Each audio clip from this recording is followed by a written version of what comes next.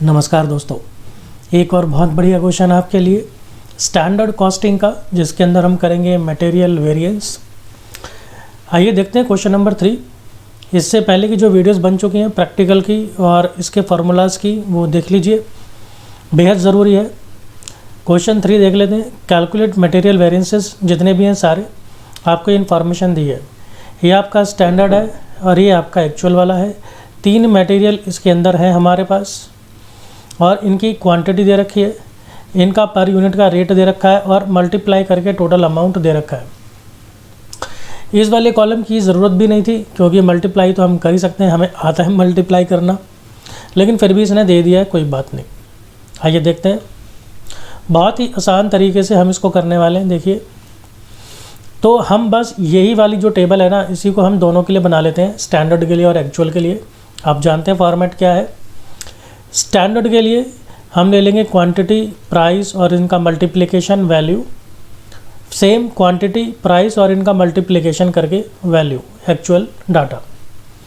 तो देखिए, इसमें हम कुछ करना ही नहीं, बहुत क्लियरली इसके अंदर खुद ही दे रखा है 10, 20, 20। ये हम ले लेंगे 10, 20, 20 और इसका टोटल 50, सब कुछ ही दे रखा है। 2, 3, 6 का इसका रेट है, 2, 3, 6 का रेट आ गया। मल्टीप्लाई करके 20, 60, 120, 20, 60, 120, 200।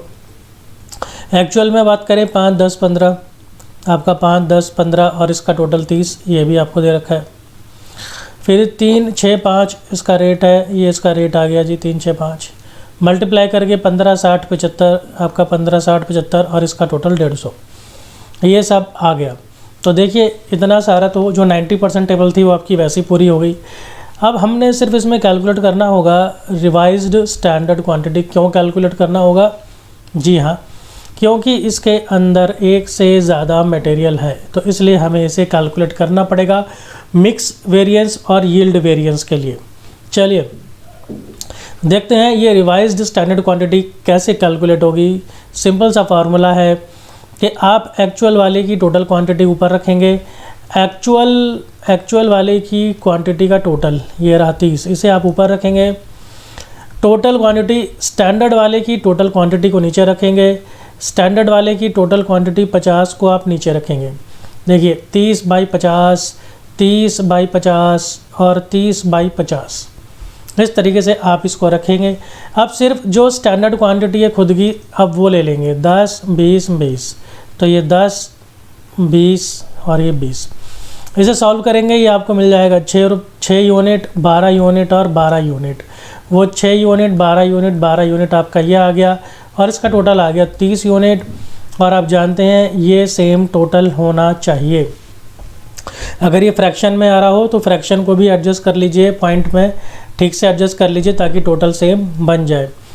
इसको कैलकुलेट करने का एक और फार्मूला चलता है। उस फार्मूले में क्या होता है, कुछ भी डिफरेंस नहीं है, सिर्फ क्या है कि ये दोनों जो आइटम है ना, इन्हें वो इंटरचेंज कर देते हैं। एक ये वाली आइटम इधर और ये वाली आइटम इधर, सिर्फ वो इतना ही करते हैं। तो उससे फ़र्क क्या पड़ता है? उससे फ़र्क ये पड़ता है कि वो क्या कर देंगे कि ये हो जाएगा इंडिविजुअल, यानी कि 10 डिवाइडेड बाई इसी का टोटल डिवाइडेड बाई 50 और फिर कर देंगे ये एक्चुअल क्वांटिटी 30। अब इसके अंदर क्या होगा, जो एक्चुअल क्वांटिटी है वो चेंज नहीं होगी। अगली बार 20/50, आपका 20/50 और फिर ये एक्चुअल क्वांटिटी 30। फिर अगली बार 20/50, आपका 20/50 और फिर ये एक्चुअल वाली क्वांटिटी टोटल 30। तो कोई फ़र्क नहीं है, बस ये 2 ही तरीके चलते हैं, इसके अलावा और कोई तरीका नहीं है। अब इसके बाद देखिए, हमें कैलकुलेट करना है वही आपका ये 4 चीज़ें हमें कैलकुलेट करनी है। इधर हमारे पास पूरा स्टैंडर्ड होता है, इधर हमारे पास पूरा का पूरा एक्चुअल होता है। फिर हम यहाँ पर क्या करते हैं, देखिए, फिर हमारे पास ये स्टैंडर्ड प्राइस रहता है दोनों तरफ। स्टैंडर्ड प्राइस क्यों रहता है? क्योंकि एक्चुअल तो आपको आखिर में ही मिलेगा, तो स्टैंडर्ड प्राइस इसके अंदर रहता ही है। आपको ये हल्का सा याद करना है। अब आप स्टैंडर्ड क्वांटिटी से चलेंगे मिक्स के लिए, तो थोड़ा सा आगे चलेंगे तो आपको मिलेगी रिवाइज्ड स्टैंडर्ड क्वांटिटी, और इस तरफ ये एक्चुअल क्वांटिटी है, तो इसी से मिलता जुलता ये हो जाएगा आपका एक्चुअल क्वांटिटी। ऐसे आप इसको याद कर सकते हैं। तो देखिए, अब स्टैंडर्ड क्वांटिटी और स्टैंडर्ड प्राइस तो ये तो यही वाला डाटा हो गया, तो इसको तो आप सीधा टोटल ले लो, आपको और कुछ नहीं करना, तो ये 200 सेम आ गया। ऐसे ये जो आखिरी वाला है ये पूरा का पूरा एक्चुअल है, और पूरा का पूरा एक्चुअल तो ये रहा, यहाँ भी आपको कुछ भी कैलकुलेट नहीं करना है, तो वो आपका ये सेम आ गया 150, आपको कुछ करना ही नहीं है। कैलकुलेशन सिर्फ यहाँ पर करनी है। Revised standard quantity, revised standard quantity है 6, 12 और ये 12, तो ये आ गया 6, 12, 12 into standard price. Standard price आपका ये है 2, 3, 6, तो ये आप 2, 3, 6 से मल्टीप्लाई कर देंगे और इससे आपको मिल जाएगा 120। यहाँ पर बात करें तो एक्चुअल क्वांटिटी यूज़ हो रही है, एक्चुअल क्वांटिटी है 5, 10, 15, ये आ गई 5, 10, 15 और इंटू स्टैंडर्ड प्राइस 2, 3, 6 है ही, इसको मल्टीप्लाई करके हमारा ये आ गया। अब सिर्फ इन्हीं को यूज़ करते हुए हमारे सारे के सारे जो फार्मूलाज हैं वो हो जाएंगे कैलकुलेट। इसको याद करने के लिए मैंने आपको बताया था यार मेरा उल्लू पूरा कट गया, तो ये हो जाता है आपका 1 - 2, फिर 2 से आगे चलते हैं 2 - 3, अब इसे ख़त्म कर दो, फिर नया शुरू कर दो 1 - 3, जंप मार दी थोड़ी सी हमने, और 3 से अगला 3 - 4, फिर इसको यहाँ ख़त्म कर दो, फिर अगली जंप मार दो डायरेक्ट 1 - 4। इस तरीके से आपके ये बन जाते हैं। तो देखिए ये है यील्ड, 1 - 2 वाला आपका यील्ड हो गया, 2 - 3 वाला आपका मिक्स का हो गया, और 1 - 3 वाला आपका यूजेज का हो गया, 3 - 4 वाला आपका प्राइस का हो गया, 1 - 4 वाला आपका कॉस्ट का हो गया। अब ये सारी चीज़ें जो है देखिए यहाँ पर आराम से कैलकुलेट हो गई हैं।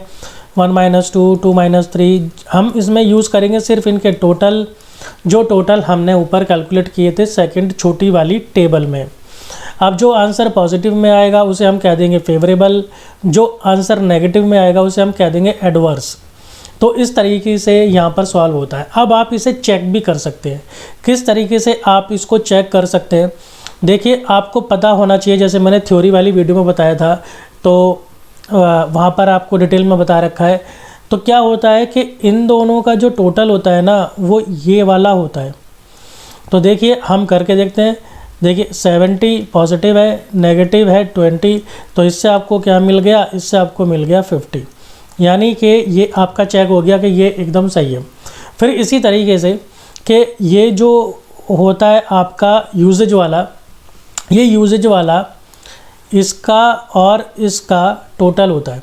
तो अब हम अगर इन दोनों को हम करेंगे तो यहाँ पर क्या बनेगा, 80 आपका पॉजिटिव है, 10 आपका नेगेटिव है, यानी कि 70।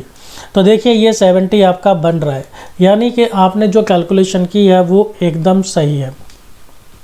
दूसरा तरीका देखिए मैंने आपको बता रखा है ये वाला, इसमें आप क्या करते हैं, इसके अंदर करते हैं आप छोटी सी चीज़ के स्मॉल बॉक्स माइनस आप इसमें बिग बॉक्स करते हैं, बस इतना सा आपको करना होता है।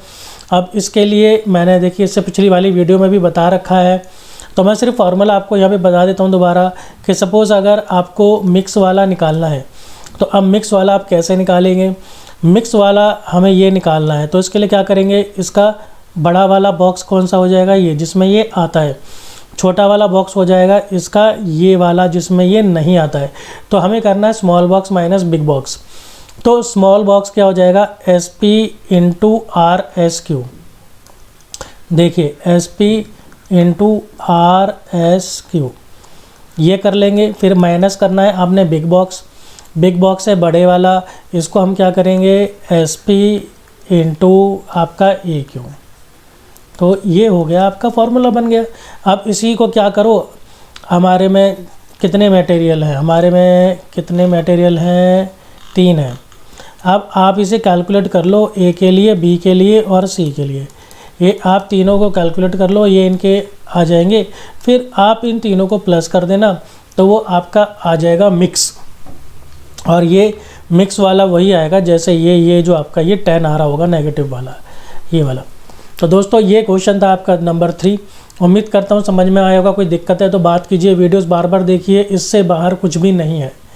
इसी तरह से पढ़ते रहिए। मिलता हूँ आपसे अगली वीडियो में। धन्यवाद।